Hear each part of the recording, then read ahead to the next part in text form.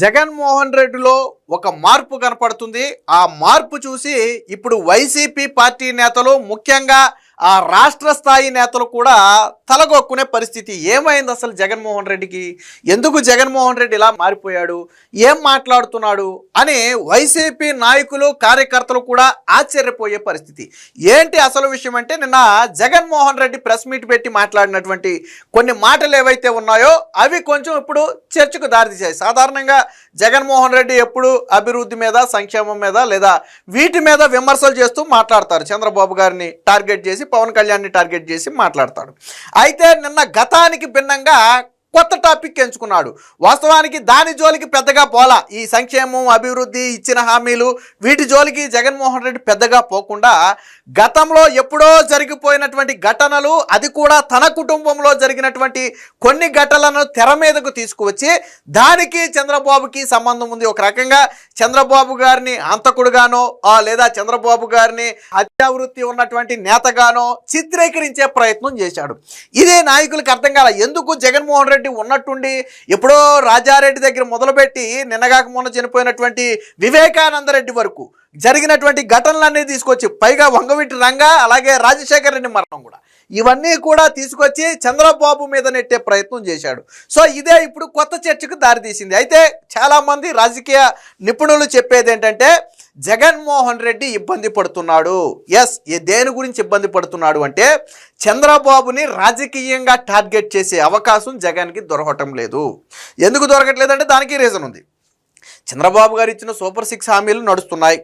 ఒక పక్క రాష్ట్రానికి వరదలాగా పెట్టుబడులు వస్తున్నాయి. జగన్మోహన్ రెడ్డి సొంత ఇలాకాలో కూడా గ్రీన్ ఎనర్జీ ప్రాజెక్టును నిన్నే ప్రారంభోత్సవం చేశారు. ప్రారంభోత్సవం అంటే ఆల్రెడీ ప్రాజెక్టు కంప్లీట్ అయిపోయి పని కూడా ప్రారంభించింది. 11 నెలల్లోనే పని పూర్తి చేశారు. 2400 ఎకరాల్లో 3000 కోట్ల రూపాయలతో సోలార్ ఎనర్జీకి సంబంధించినటువంటి ఒక ప్రాజెక్టుని నిన్నే లోకేష్ గారు ప్రారంభించారు. ఇంకో పక్క రాష్ట్రం నలుమూలలకి పెట్టుబడులు వస్తున్నాయి. ఇంకో పక్క ప్రభుత్వ ఉద్యోగాల కల్పన ఆల్రెడీ ఇచ్చిన హామీలను నెరవేర్చారు. 1వ తారీఖున పెన్షన్ ఇస్తున్నారు. రాష్ట్రంలో లా అండ్ ఆర్డర్ అంతా కూడా కంట్రోల్లో ఉంది. సో ఇవన్నీ చూసిన తర్వాత జగన్మోహన్ రెడ్డికి దేని మీద విమర్శలు చేయాలో కూడా తెలియట్లేదు. వాస్తవానికి ఇందులో ఎక్కడైనా లోటుపాట్లు ఉండుంటే, ఇచ్చిన హామీలు అమలు చేయకపోతేనో లేదా కంపెనీలు రాకపోతేనే, పెట్టుబడులు రాకపోతేనో సో అది కొంత విమర్శలు చేయొచ్చు.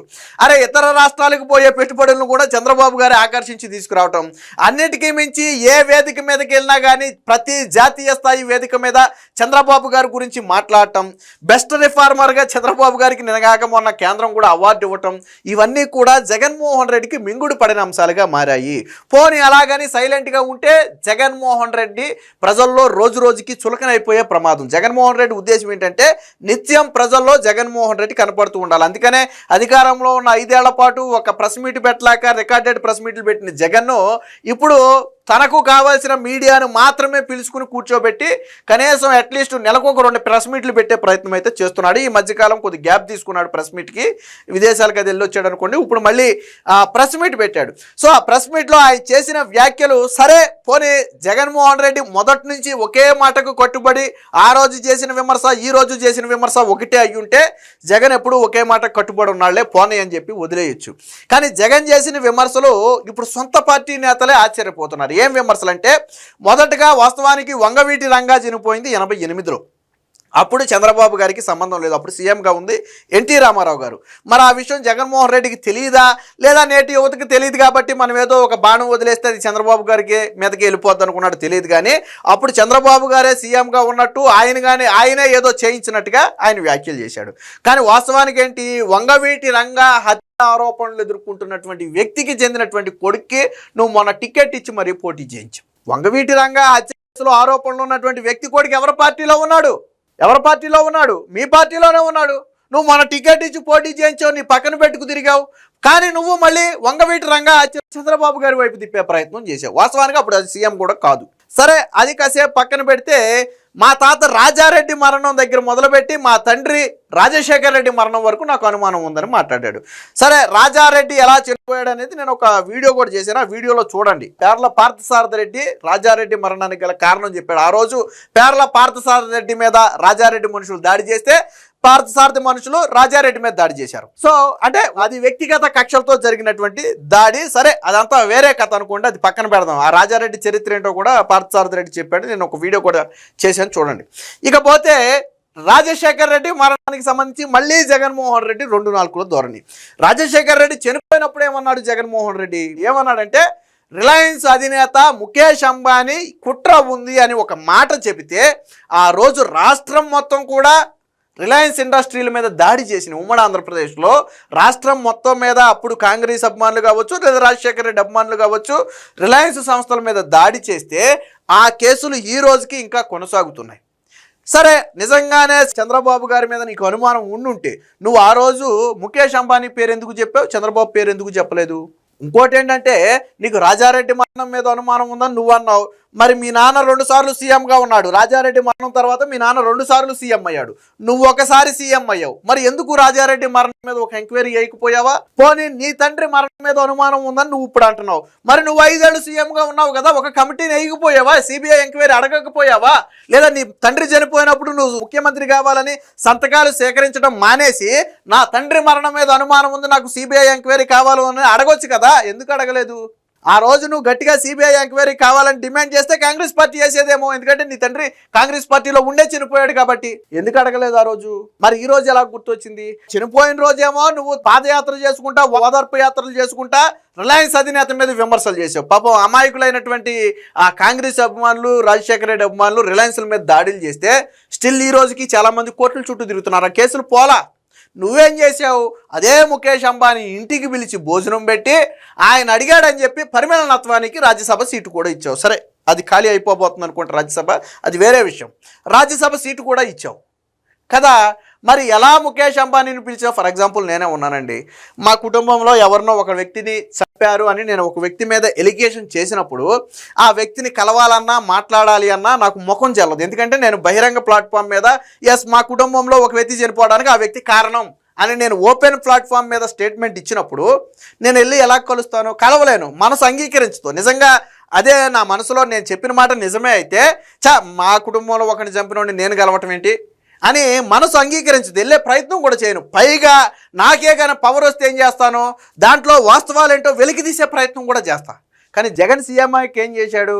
అదే ముఖేష్ అంబానీని ఇంటికి పిలిచి భోజనం పెట్టి సాల్వాలు కప్పి ఆయన అడిగాడని చెప్పి పరిమళ నత్వానికి సీట్ ఇచ్చాడు. మరి ఏమైపోయిందా? రాజశేఖర రెడ్డి మరణం గురించి ఆ రోజు నువ్వు చేసిన విమర్శలు ఏమైపోయినాయా? మరి ఈరోజు మళ్ళీ చంద్రబాబు ఎలా వచ్చాడు రాజశేఖర రెడ్డి మరణంలోకి? ఏమన్నాడు తెలుసా? నేను జగన్మోహన్ రెడ్డి నేను అసెంబ్లీలో అడుగు పెట్టనివ్వను అని అన్న 2 రోజులకో 3 రోజులకో రాజశేఖర రెడ్డి చనిపోయాడంట.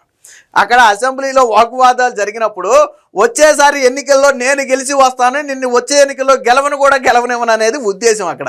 దాన్ని రాజశేఖర రెడ్డిని అంటే అసెంబ్లీకి రానివ్వనని శపథం చేసిన 2 రోజులకి చనిపోయాడంట.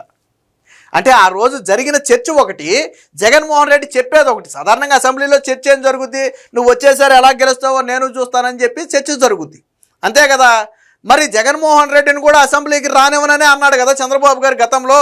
వచ్చే ఎన్నికల్లో ఎలా గెలుస్తావో నేను చూస్తాను అన్నాడు కదా. నేను గెలిచిన తర్వాతే అడుగు పెడతానని చెప్పి శపథం చేసి చంద్రబాబు గారు వెళ్ళిపోయారు కదా.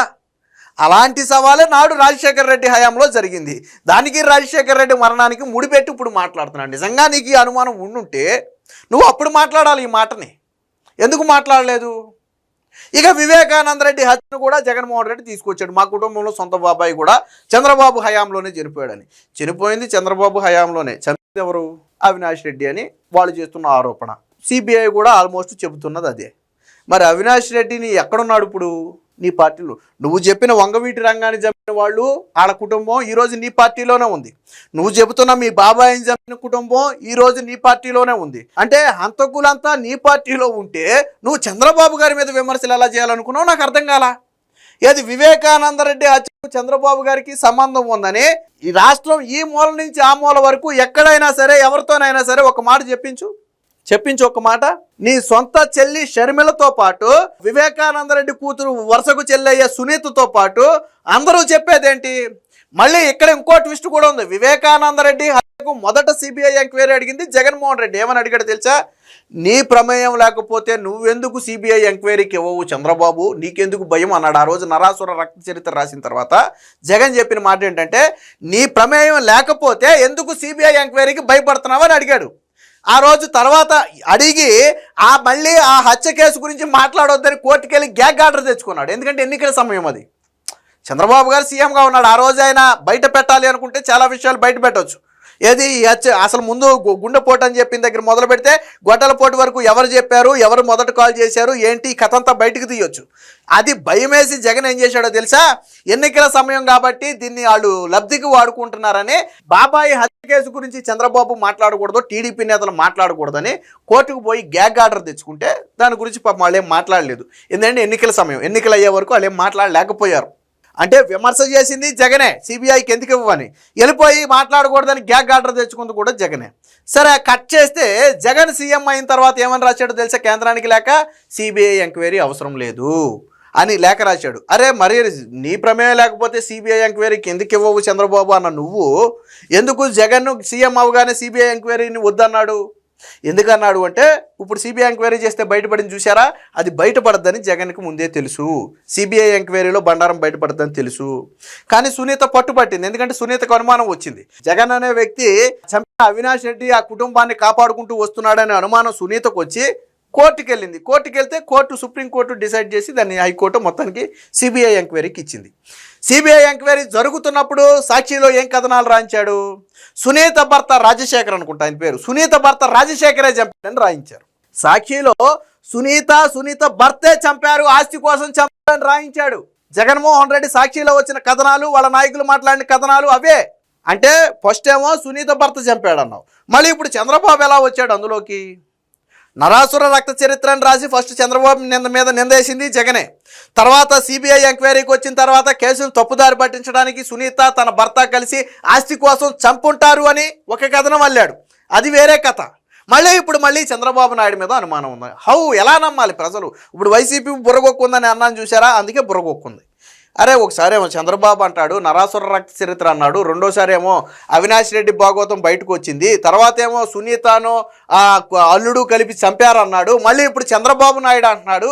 ఏమైంది జగన్మోహన్ రెడ్డికి? ఎందుకు ఒక మాట మీద కట్టుబడి ఉండట్లేదని వైసీపీ నాయకులు మదన పడుతున్నటువంటి పరిస్థితి. అంటే జగన్మోహన్ రెడ్డి మొత్తానికి మానసికంగా ఇబ్బంది పడుతున్నాడు. ఎందుకు ఇబ్బంది పడుతున్నాడంటే, రాజకీయంగా కూటమిని కానీ చంద్రబాబు గారిని కానీ ఎదుర్కొనే దమ్ము కానీ ధైర్యం కానీ జగన్మోహన్ రెడ్డికి లేవు. పరిస్థితులు కూడా అనుకూలించట్లేదు. దాంతో పూర్తిగా ఇప్పుడు మనం మాట్లాడిన ప్రతి మాట కూడా రాజకీయాలకు సంబంధం లేని విషయం. ఆల్రెడీ అన్నీ నలిగిపోయి ఉన్నటువంటి విషయాలు ఇవి. ఎప్పుడు రాజారెడ్డి మరణం, ఎప్పుడు వంగవీటి రంగా మరణం, ఎప్పుడు వైఎస్ఆర్ మరణం, సరే వివేకానంద రెడ్డి మరణం అంటే సరే 7-8 ఏళ్ల క్రితం అనుకోండి, అది వేరే విషయం. అంటే జగన్మోహన్ రెడ్డి పూర్తిగా రాజకీయాలతో సంబంధం లేకుండా కేవలం ఈ మరణాల చుట్టూ టాపిక్ని తిప్పాడు. ఎందుకు తిప్పాడు అంటే, చంద్రబాబు గారి మీద నింద వేయాలి. ప్రజలు జగన్ అనే వ్యక్తిని ప్రజలు ఎందుకు చేదరించారు మొన్న అంటే, ఇప్పుడు మనం చెప్పుకున్నట్లు ప్రధాన కారణాలు అవే. నువ్వు చెప్పిన ఏదైతే రంగాన్ని చంపారన్నావో ఆ కుటుంబాన్ని నీ దగ్గర పెట్టుకుని టికెట్ ఇచ్చావు. సరే మనం ఓడించారనుకోండి, అది వేరే విషయం. టికెట్ ఇచ్చావు. వివేకానంద రెడ్డిని చంపిన వాడికి మొన్న కడప టికెట్ ఇచ్చి పక్కన పెట్టుకుని నా కన్ను అని చెప్పి నువ్వు అసెంబ్లీలో చెప్పినటువంటి పరిస్థితి. అలాగే ఇవన్నీ చూసిన తర్వాత ప్రజలకు ఒకటి అర్థమైంది, జగన్ అనే వ్యక్తికి రాజకీయాల కోసం ఎంతకైనా దిగజారుతాడు. తన కుటుంబాన్ని చంపారు అని చెప్పుకున్న వాళ్ళనే కూర్చోబెట్టి పార్టీలో టికెట్లు ఇస్తున్నాడు అంటే ఎవడు మాత్రం నమ్ముతాడు? అందుకని ఈ నిందలు ఇప్పుడు చంద్రబాబు వైపు తిప్పాలా, చంద్రబాబు మీద నెట్టాలి. అందులో భాగంగా తనకు తాను మంచోడు అని తనకు తాను సర్టిఫికేట్ ఇచ్చుకున్నాడు. ఏదో పిచ్చాసుపత్రిలో పిచ్చోడు ఏమంటాడు తెలిసే, అరా నువ్వు పిచ్చోడు అంటే నేను పిచ్చోడు కాదు అంటాడు. ఆడు పిచ్చోడు అంటూ ఒప్పుకోడు. పిచ్చాసుపత్రిలో ఎవరినైనా పిచ్చోడు అంటూ ఒప్పుకోరు, మీద పడి కరిచేస్తారు మళ్ళీ. అలాగే జగన్మోహన్ రెడ్డి తనకు తాను నేను మంచోడిని అని చెప్పి ఇప్పుడు సర్టిఫికేట్ ఇచ్చుకుంటున్నాడు. ఆ సర్టిఫికేట్ నువ్వు కాదు, ప్రజలు ఇవ్వాలి. జగన్ అనే వ్యక్తి మంచి పాలన చేశాడు, జగన్మోహన్ రెడ్డి అనే వ్యక్తి ఉపయోగపడతాడు. జగన్మోహన్ రెడ్డి అరే నీ 5 ఏళ్ల పాలన చూసిన తర్వాత నీకు ప్రతిపక్ష హోదా కూడా ఇవ్వలేదు కదా, ఇంకా మంచోడు అని నువ్వు ఎలాగనుకుంటున్నావు? రాజకీయాల్లోకి వెళ్ళిపోవడం సహజమే, నేను కాదని నేను అన్నాను, కానీ నీకు ప్రతిపక్ష హోదా కూడా ఇవ్వలేదంటే ప్రజలు ఏం చేశారు? నిన్ను తిరస్కరించారు. నువ్వు ప్రజల మనసు గెలవాలంటే ఎప్పుడో జరిగిపోయిన రాజారెడ్డి హత్య, రంగా హత్య ఇవి కాదు నువ్వు మాట్లాడాల్సింది. నీ హయాంలో ఏం చేసావు, కూటమి ప్రభుత్వంలో ఏం చేయట్లా చెప్పు, ప్రజలకు చెప్పు. నేనైతే ఇది చేసేవాడిని, వాళ్ళైతే ఇది చేస్తున్నారు, నేను వస్తే ఇంత మంచి చేసేవాడిని, వాళ్ళు ఇది చేస్తున్నారు, అది చెప్పు. అంటే రాజకీయంగా జగన్మోహన్ రెడ్డి రోజు రోజుకి డీలా పడుతున్నాడు అనేది మాత్రం అర్థమవుతుంది. ఇది వైసీపీలో ఒక గందరగోళ పరిస్థితిని కూడా తీసుకొచ్చింది.